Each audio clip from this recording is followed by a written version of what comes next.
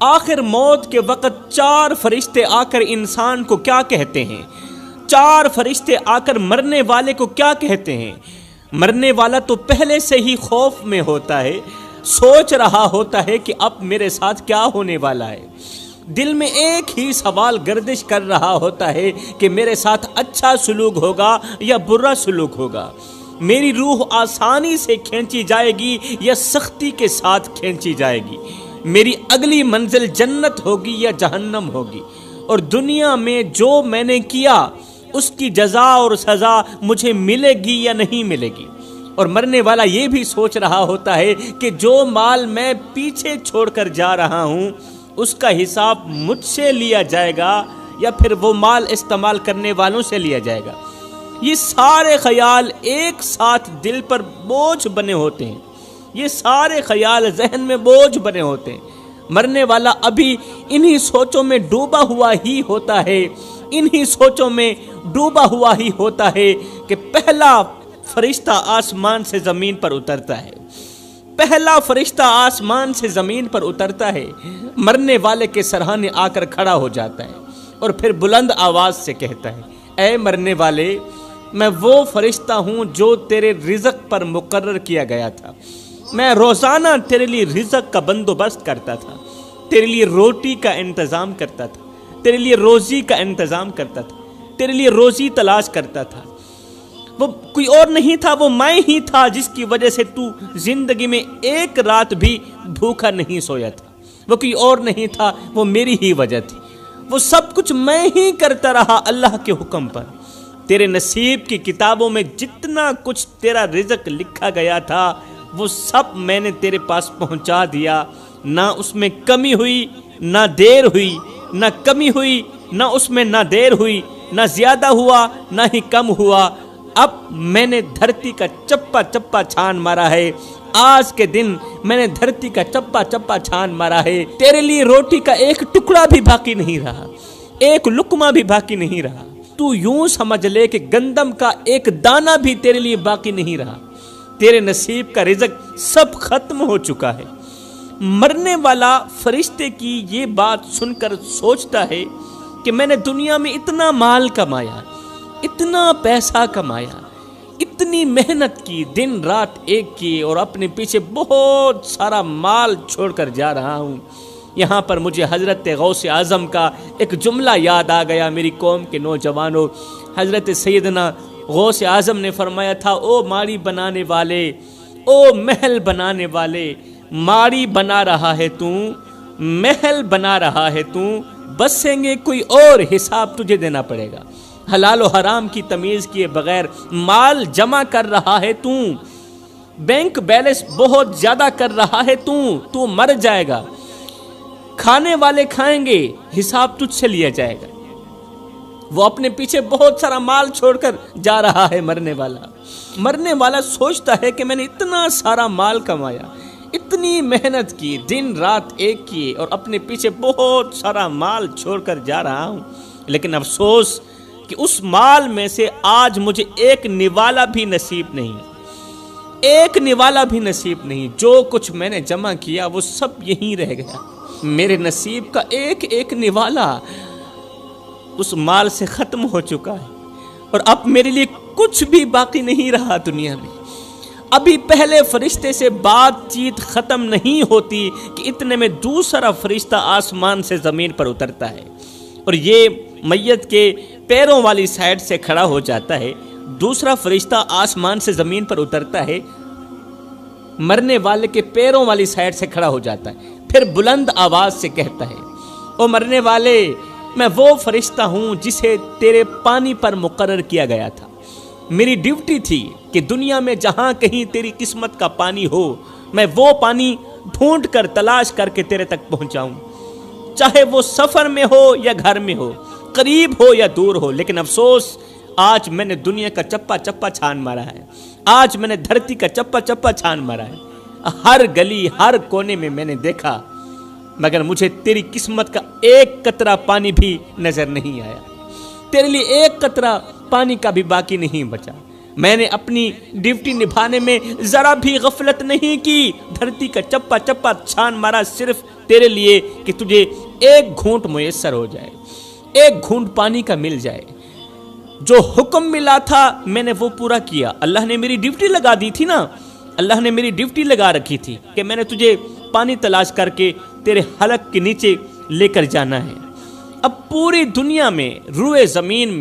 میں نے چپا چپا چھان مارا ہے، تیرے لیے پانی کا ایک قطرہ بھی باقی نہیں رہا، لہٰذا میں تمہیں بتلانے کے لیے آیا ہوں، آخری مرتبہ تیرے پاس آیا ہوں، تمہیں بتلانے کے لیے آیا ہوں کہ دنیا میں تیرے نصیب کا ایک گھونٹ پانی کا بھی نہیں بچا ہے،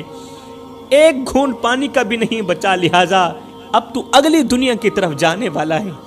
مرنے والا چیخنے کی کوشش کرتا ہے یہ خبر سن کر کہ میرے لیے پانی کا ایک گھونٹ بھی باقی نہیں بچا دنیا میں۔ مرنے والا رونے کی، چیخنے کی کوشش کرتا ہے مگر چیخ نہیں سکتا،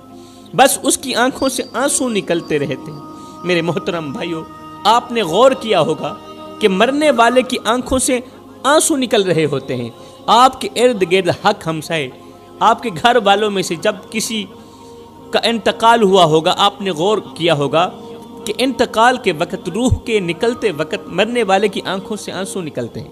آنسو نکل رہے ہوتے ہیں۔ دراصل وہ اسی وجہ سے نکل رہے ہوتے ہیں کہ اب اس کا دنیا میں رزق اور پانی کا ایک گھونٹ بھی باقی نہیں رہا، نہ تو روٹی باقی رہی ہے،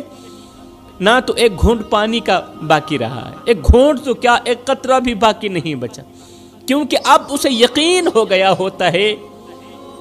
کہ میں اپنی بیوی بچے، اپنا مال سب کچھ چھوڑ کر اگلے جہان کو جا رہا ہوں۔ اگر وہ مرنے والا نیک ہوتا ہے تو خوشی کا اظہار کرتا ہے موت کے وقت، اگر وہ نیک ہوتا ہے، اگر وہ متقی پرہیزگار ہوتا ہے، پانچوں وقت کا نمازی ہوتا ہے، اگر وہ حق بولتا ہے، سچ کا ساتھ دیتا ہے، حق کا ساتھ دیتا ہے، اگر وہ دیندار ہوتا ہے، اگر وہ نیک ہوتا ہے نا مرنے والا، تو موت کے وقت وہ روتا نہیں ہے بلکہ وہ خوشی کا اظہار کرتا ہے، کہتا ہے شکر الحمدللہ، مجھے دنیا کے گھونٹ یا روٹی نوالے کی ضرورت نہیں ہے، مجھے دنیا کا مال نہیں چاہیے، میں نے تو اپنے رب کا دیدار کرنا ہے، سبحان اللہ۔ مگر جو گنہگار ہوتا ہے، جو بدکار ہوتا ہے، وہ افسوس کرتا کرتا خود کو ہی اذیت دینے لگتا ہے۔ وہ جب افسوس کرتا ہے تو اس کو تکلیف ملتی ہے، موت کے وقت بھی تکلیف ملتی ہے۔ ابھی دوسرے فرشتے سے بات ختم نہیں ہوتی کہ اتنے میں تیسرا فرشتہ آسمان سے زمین پر اترتا ہے۔ یہ فرشتہ مرنے والے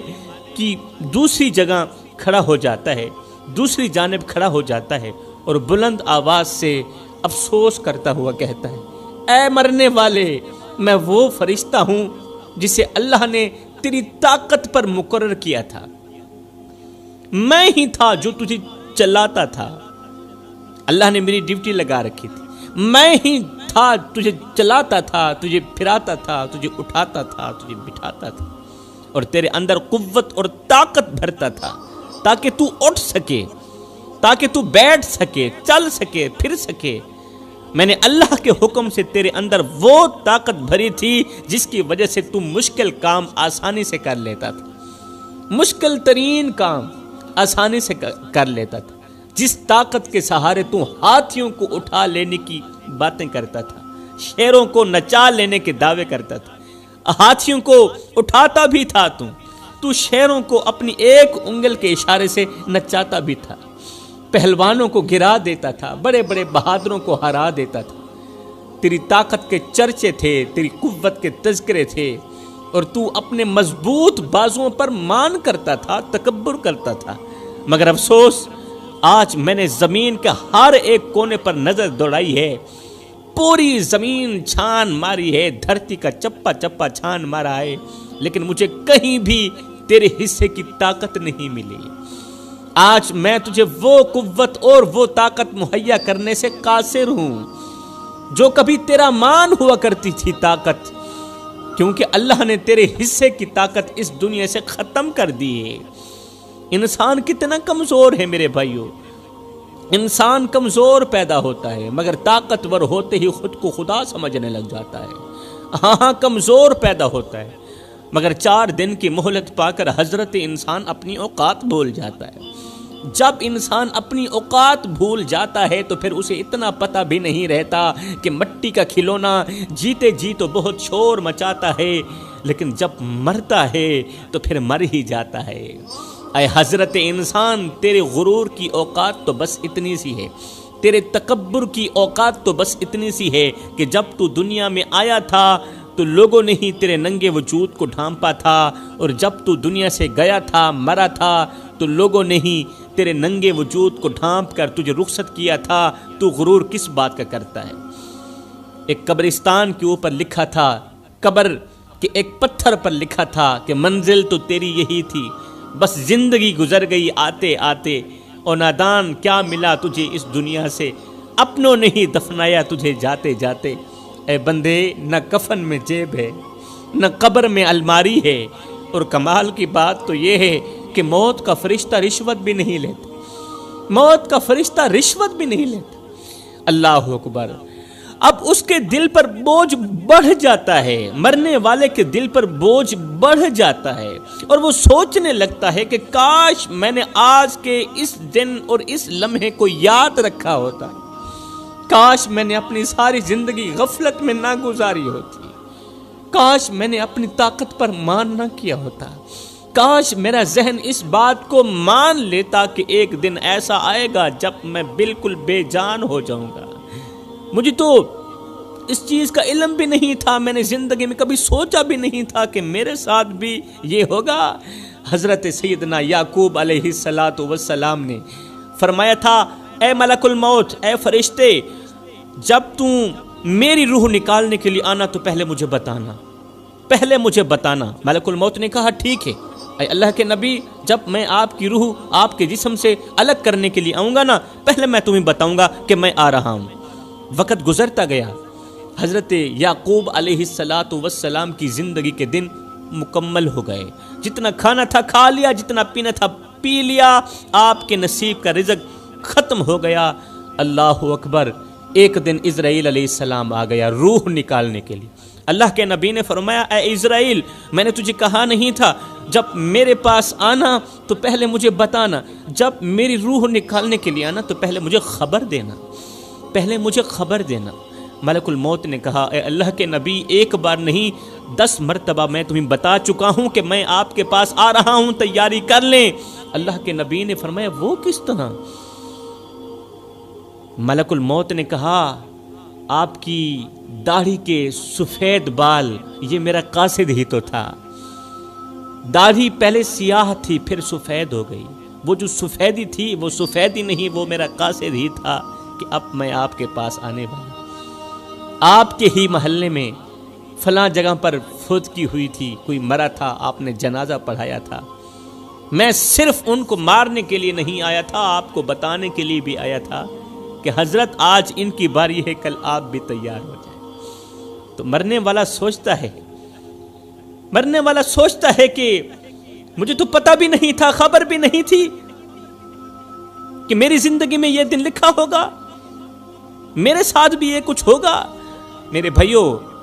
مرنے والے صرف مرتے نہیں بلکہ وہ ہم پر احسان کر کے بھی جاتے ہیں۔ اب فرشتہ کہتا ہے، او مرنے والے،